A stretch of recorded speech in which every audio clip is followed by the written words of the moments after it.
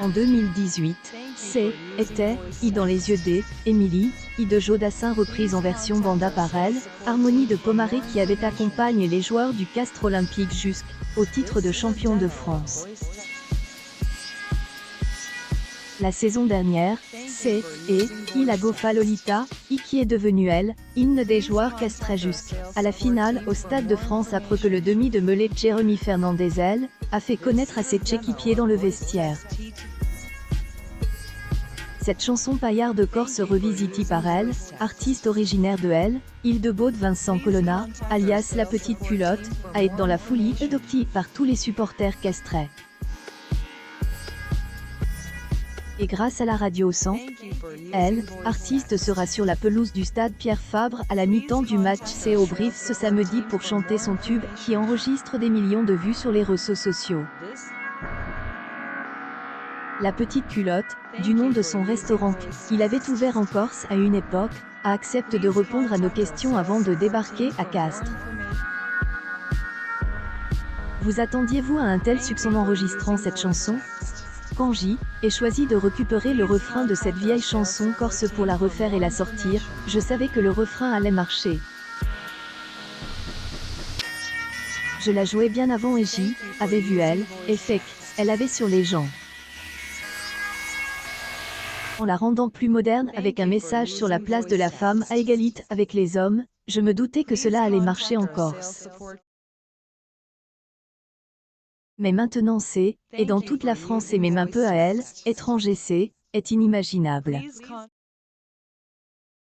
Ai fait 60 concerts cet été. La en fait 3 par semaine parce que les 4 autres jours je suis en studio à Paris pour sortir en temps et en heure elle, album le 4 novembre. Avez-vous su que les joueurs castrés en avaient fait leur hymne la saison dernière? Et comment savoir des joueurs qui est abonnés à ma page sur les réseaux. Et puis certaines personnes ont fait remarquer qu'ils la chantaient dans les vestiaires après chaque victoire. Et constate une effervescence dans le monde du rugby et dans le monde des furias. Jean Suel, approprie pour faire la fête. Vous avez envoyé un message aux joueurs avant la finale. Que leur avez-vous dit? On est écrit un petit lien en se soutenant mutuellement. Osez vivre la chanson et quand ai vu qu'ils étaient en finale, avais envie de les encourager à mon tour. Je leur avais dit que ils gagnaient, je ferais mon possible pour venir chanter avec eux. Alors quand ils aiment, on demande de venir samedi et tout de suite acceptent. Depuis le départ, ils sont là, ils y ont cru. Il ne faut jamais oublier ceux qui étaient là au début. Il suffit une vidéo un club professionnel qui fait la fête dessus et il y a des milliers de personnes qui se disent que cette chanson est géniale. On ne se rend pas compte du poids que cela peut avoir. Votre chanson a été diffusée dans le stade de Nice après la demi-finale victorieuse des Castrés contre les Toulousains.